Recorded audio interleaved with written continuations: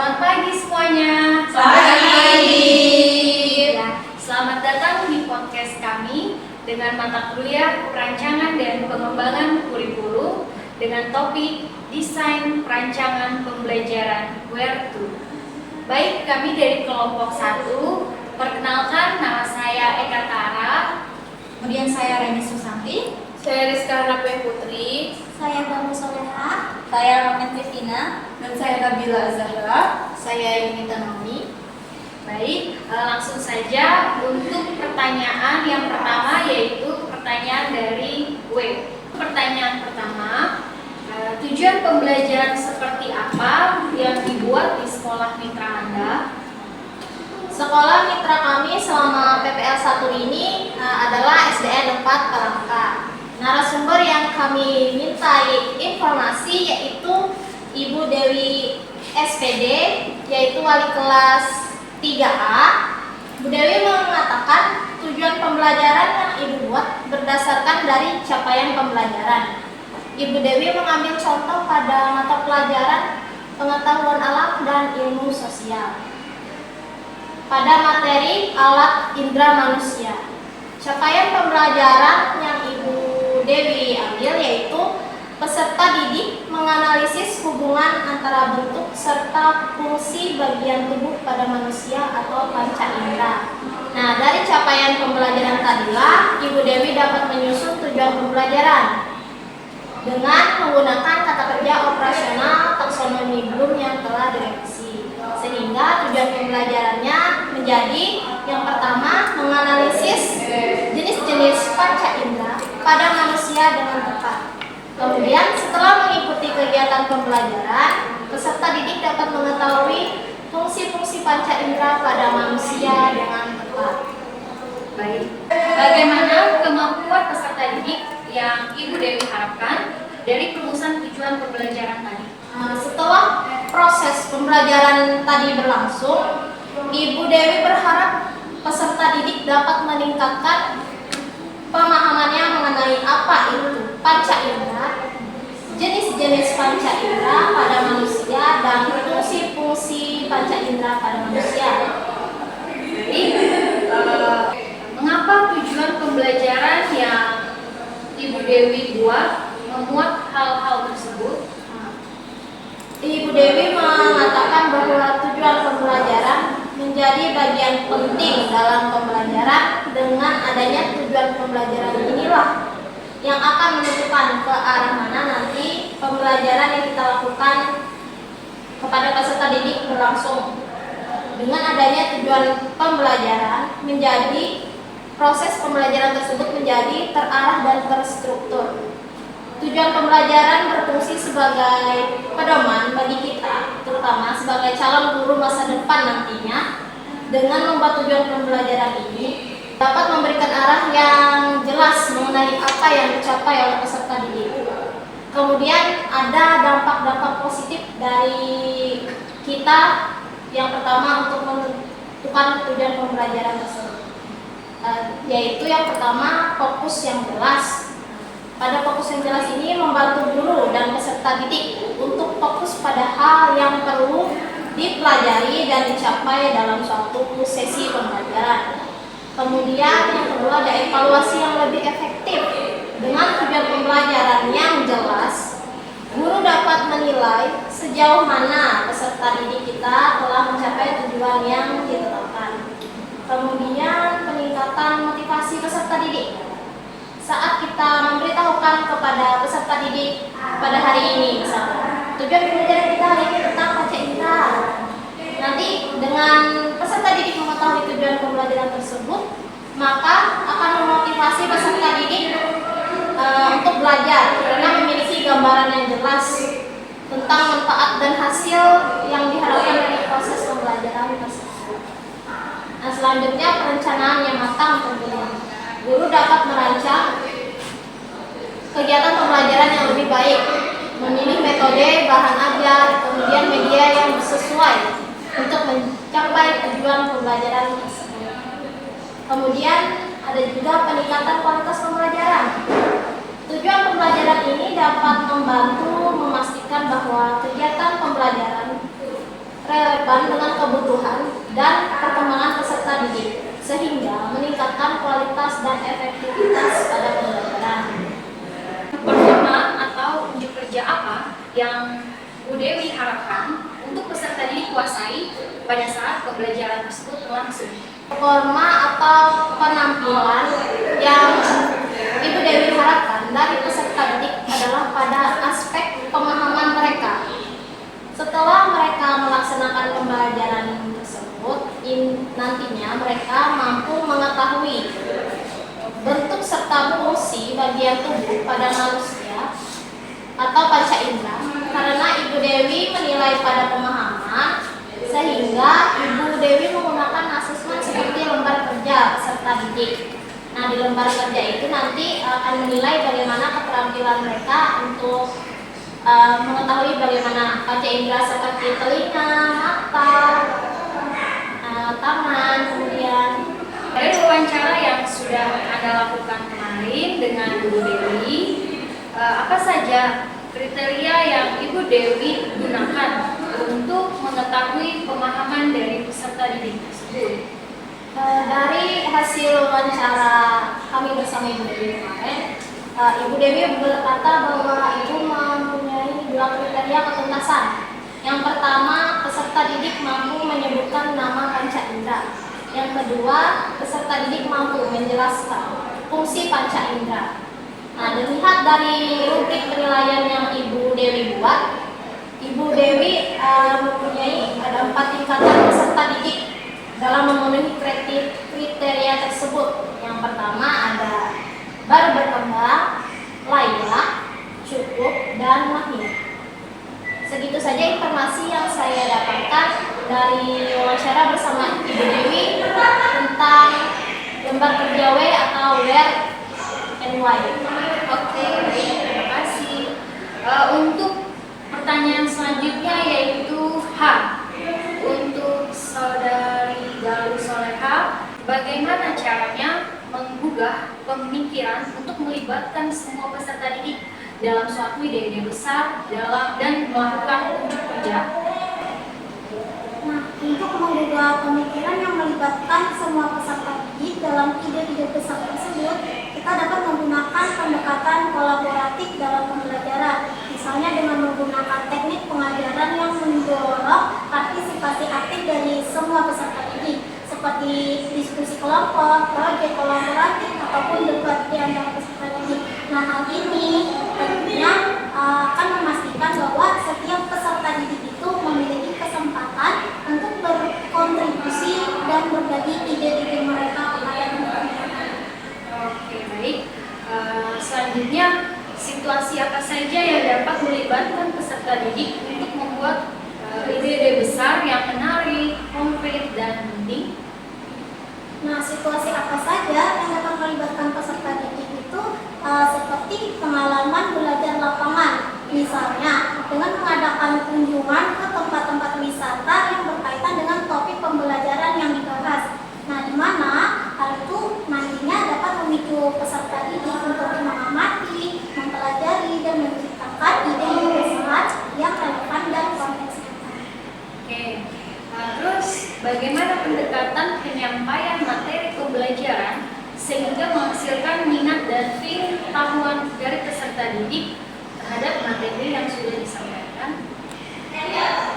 Baik, berdasarkan hasil wawancara kami kemarin dengan Ibu Dewi, untuk menciptakan minat dan pengetahuan peserta didik terhadap materi yang disampaikan itu, pendekatan yang digunakan haruslah menarik dan menantang bagi peserta didik. Misalnya dengan menggunakan pendekatan berbasis masalah dan melakukan di mana pendekatan ini memberikan masalah atau tantangan kepada peserta didik yang nantinya masalah itu dapat dipecahkan dengan menggunakan konsep atau ide yang disampaikan pada saat pembelajaran tersebut.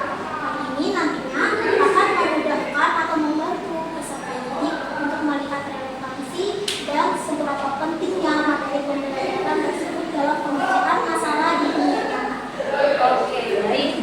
Lalu, peluang seperti apa yang bisa menopang minat belajar peserta didik, terutama ketika keadaan pembelajaran itu bisa bisa dikatakan seperti sulit, begitu ya? Bagaimana? Anak, cara guru untuk meningkatkan minat belajar peserta didik saat pembelajaran itu dirasa sulit, itu dapat menggunakan kolaborasi, yaitu dengan menggunakan media pembelajaran sambil menjelaskan dan memberikan contoh video pembelajaran serta mengaitkan materi dengan contoh-contoh yang ada di sekitar lingkungan peserta didik. Oke, baik. Kemudian apa saja hambatan yang berkaitan dengan kondisi peserta didik di kelas? Nah, jadi berdasarkan hasil wawancara kami kemarin, Bu Dewi itu mengatakan bahwa hambatan yang ditemui pada saat pembelajaran yang berkaitan dengan kondisi peserta didik di kelas itu seperti kurangnya rasa percaya diri untuk maju ke depan dan mengungkapkan pendapat, kemudian rasa takut salah menjawab pertanyaan dari guru, sehingga peserta didik itu cenderung memilih untuk diam. Nah, untuk mengatasi hambatan-hambatan ini, maka penting banget bagi seorang guru itu untuk memperkuat rasa percaya diri peserta didik. Nah, contohnya, misalnya peserta didik, misalnya guru memberikan pertanyaan kepada peserta didik, kemudian guru juga mengatakan bahwa semua peserta didik itu berhak untuk mengemukakan pendapatnya masing-masing tanpa takut salah menjawab, karena kalaupun salah itu masih wajar karena masih belajar. Nanti tugas guru itu sendiri yang akan membenarkan atau meluruskan kesalahan tersebut. Kemudian guru juga mendukung dan menghargai pertanyaan serta memberikan lingkungan yang nyaman untuk berekspresi, mengemukakan pendapat, juga dapat membantu mengatasi hal hambatan tersebut. Ya, baik. Lanjut untuk pertanyaan dari untuk saudari Nabila. Bagaimana menggugah pemikiran peserta didik untuk melibatkan ide-ide besar dan penting? Baik, terima kasih. Berdasarkan dari hasil wawancara bersama Ibu Guru SPD selaku dari kelas 3, pada lembar kerja yaitu Explore Further Experience, peserta didik itu menurut Ibu Dewi memiliki potensi keterampilan, pengetahuan, dan sebagainya itu masing-masing. Jadi sebagai guru sudah sepatutnya menjadi fasilitator dalam mengembangkan potensi yang dimiliki oleh peserta didik tersebut. Kegiatan belajar apa yang dapat menampilkan kemampuan peserta didik? Menurut Bu Dewi, kegiatan yang dilakukan oleh peserta didik di kelas 3 sebagai guru, Ibu Dewi melakukan kegiatan diskusi, mengerjakan LKPD, kerjasama, kemudian juga melakukan beberapa proyek, kemudian tugas evaluasi, serta beberapa kegiatan di luar sekolah maupun di dalam kelas. Ya, baik. Terima kasih. Untuk selanjutnya yaitu kepada saudara Rizka. Untuk pertanyaan pertama, bagaimana mengarahkan peserta didik agar mereka memahami tentang ide-ide penting yang dimiliki? Oke, untuk berdasarkan hasil wawancara kami dengan Bu Dewi itu bagaimana guru itu mengarahkan peserta didik dalam kegiatan inti untuk melakukan percobaan dan diskusi bersama temannya untuk mengisi LKPD, yaitu lembar kerja peserta didik. Baik. Bagaimana meningkatkan hasil produk peserta didik berdasarkan penilaian diri dan umpan balik? Caranya dengan peserta didik itu dibagi menjadi beberapa kelompok untuk meningkatkan partisipasi peserta didik dalam pengerjaan tugas dan berdiskusi bersama temannya. Baik. Bagaimana peserta didik diarahkan untuk melakukan refleksi untuk dirinya sendiri? Yang dilakukan peserta didik itu dengan melakukan proyek atau percobaan yang dimana mereka itu menjadi memiliki pengalaman atau experience dalam kegiatan pembelajaran di kelas. Oke, baik. Terima kasih. Untuk pertanyaan selanjutnya bagian kepada saudara Reni Sakti.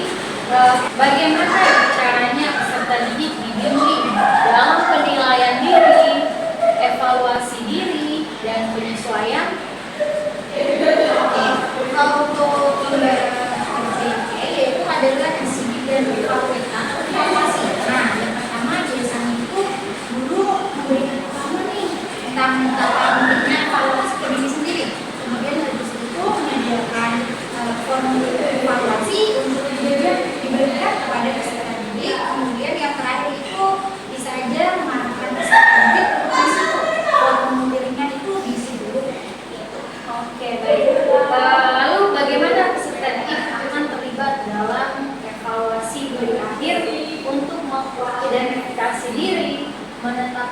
tujuan masa depan dan memiliki semangat belajar. Oke, misalnya kan peserta didik itu terlibat dalam evaluasi diri, itu secara kognitif, evaluasi afektif, dan juga evaluasi kognitif. Nah, contohnya biasanya guru bisa memberikan pertanyaan nih tentang pertanyaan kognitif itu, topik apa yang kita pelajari dari ini apa nih? Nah, kemudian bisa juga guru nanya lagi bagaimana perasaan peserta didik itu adalah salah satu pertanyaan tentang afektif, dan yang terakhir bisa ditanyakan tentang pertanyaan psikomotorik atau keterampilannya nih.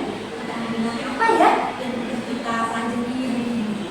Oke, bagaimana peserta didik akan dibantu untuk melihat dari apa yang telah mereka pelajari dan apa yang dibutuhkan untuk penyempurnaan lebih lanjut. Oke, biasanya itu ini menurut Ibu Dewi ya, peserta didik akan dibantu untuk melihat dari apa yang telah dipelajari dan yang membutuhkan penyempurnaan setelah bersama-sama antara guru dan peserta didik yang bersangkutan menganalisis formulir evaluasi diri. Oke, baik. Kemarin kan Tara dapat bagian wawancara bagian tenaga kerja T kan, yang prior to student. Nah, di sini saya mau bertanya, bagaimana guru mengakomodasikan berbagai kebutuhan perkembangan, gaya belajar, pengetahuan sebelumnya, dan minat peserta didik. Baik, berdasarkan hasil wawancara kami dengan Bu Dewi, caranya itu menganalisis kebutuhan peserta didik, melakukan asesmen awal, melakukan observasi dan umpan balik, lalu mendiferensiasi pembelajaran, melakukan proyek berbasis minat, menggunakan teknologi pendidikan, lalu melakukan kolaborasi, dan yang terakhir adalah melakukan refleksi. Ternyata caranya ya dari Ibu Dewi. Kemudian saya penasaran nih, bagaimana guru menyesuaikan rencana pembelajaran apabila ada perubahan kondisi misalnya, untuk memaksimalkan keterlibatan dan efektivitas pembelajaran di kelas. Ya. Baik, cara Ibu Dewi menyesuaikan rencana pembelajaran apabila ada perubahan kondisi untuk memaksimalkan keterlibatan dan efektivitas pembelajaran peserta didik adalah yang pertama, menganalisis bagaimana situasi dan apa saja kebutuhan dari peserta didik tersebut, lalu merevisi tujuan pembelajaran, lalu menyesuaikan metode pembelajaran yang efektif, lalu memodifikasi materi dan media pembelajaran yang digunakan, lalu meningkatkan keterlibatan dengan interaksi antara peserta didik dan guru. Seperti itu. Ya, untuk bagian yang terakhir yaitu bagian O kepada saudara Arnopen Kristina, berdasarkan hasil wawancara kemarin, pengalaman belajar apa yang paling baik sehingga dapat mengembangkan dan memperdalam pemahaman peserta didik? Jadi kemarin berdasarkan wawancara yang telah disampaikan pada Ibu Dewi di kelas 3 SD di SMA Kelangka, pengalaman pembelajaran yang baik itu diantaranya Ibu bilang ketika menggunakan model pembelajaran itu menggunakan model berbasis project PBL, project based learning, dan juga menggunakan pembelajaran dengan basis masalah atau problem based learning. Selain itu juga penggunaan teknologi dan media interaktif juga penting, memungkinkan semua peserta itu bisa terlibat aktif di dalam kelas. Baik. Lalu bagaimana cara Ibu Dewi untuk meminimalkan kemungkinan kesalahpahaman yang diterima oleh peserta didik? Cara Ibu Dewi dalam meminimalisir gitu kan terjadinya kesalahpahaman oleh peserta didik adalah dengan menggunakan komunikasi yang tepat, yang jelas, dan terstruktur. Tentunya dengan menggunakan beragam media pembelajaran yang sesuai dengan teknik tanya jawab serta juga melakukan diskusi. Lalu tidak melupakan memeriksa pemahaman secara berkala, bagaimana siswa itu dapat memahami dan menggunakan umpan balik yang secara konstruktif. Baik, bagaimana cara Ibu Dewi untuk mengatur dan mengurutkan pengajaran dan pembelajaran untuk memaksimalkan keterlibatan dan efektivitas dari peserta didik tersebut. Oke, baik. Di sini cara Ibu Dewi dalam merancang tujuan pembelajaran efektif tentunya harus jelas. Tujuan pembelajaran itu harus jelas dan terukur. Lalu juga memulai aktivitas pembelajaran itu dengan hal-hal yang menarik, misalnya bagian pendahuluan.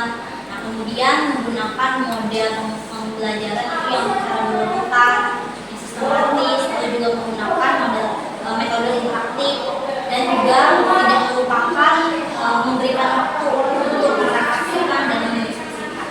Oke, baik, terima kasih semuanya ya.